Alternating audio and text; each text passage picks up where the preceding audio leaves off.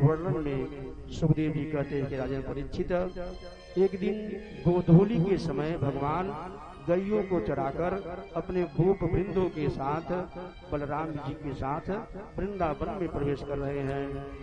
वरिहा पीडो नटवर वपुः कर्णयो कर्णिकारो बिभ्रत्यवासः कनक कपिशौ वैजयन्तीं च मालाम् रन्ध्राण वेणुर्धर्षधया पूरयन् गोपवृन्दैः वृन्दारण्यं स्वपदरमणं प्राविशद गीत कीर्ति।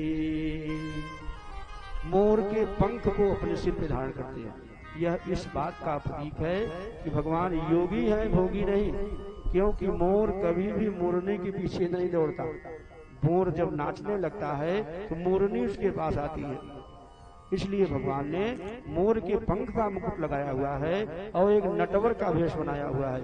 जैसे नट बाजार में घूमते हैं वैसे ही उन्होंने दिव्य फूलों का कर्णहार, माला फूल, हाथों में कंगन, ये सब बना के पहने हुए हैं।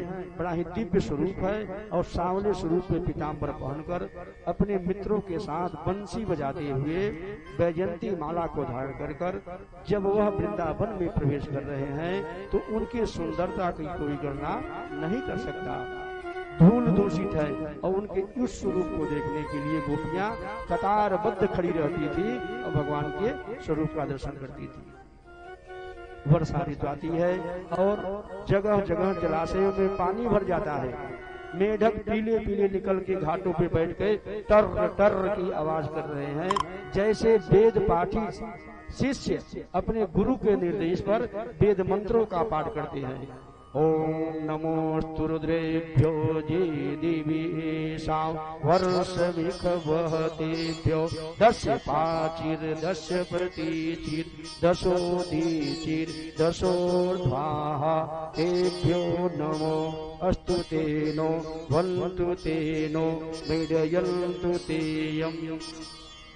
जैसे वेद पाठी बच्चे अपने गुरु के आदेश से एक स्वर में वेद मंत्रों का उच्चारण करते हैं, वैसे लग रहा है कि मेढक आज वेद मंत्र पढ़ रहे हैं।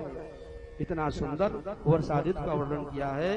और आगे उन्होंने फिर शरद ऋतु का वर्णन किया है और कहा कि शरद ऋतु जो वर्ष का सबसे सुंदर मौसम होता है, न बहुत गर्मी होती है न बहुत ठंडी होती है।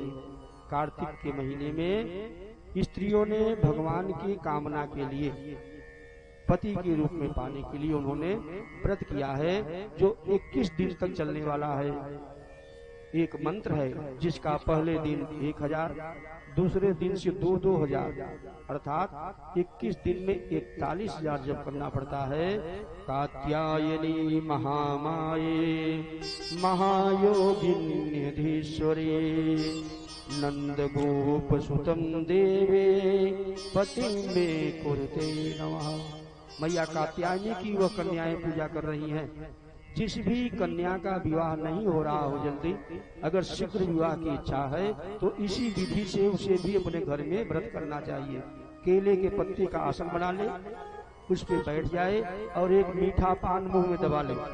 कमल के गट्टे की माला से इस मंत्र का पहले दिन 1000, दूसरे दिन 2, ऐसे ही 21 दिन तक जप करेगी।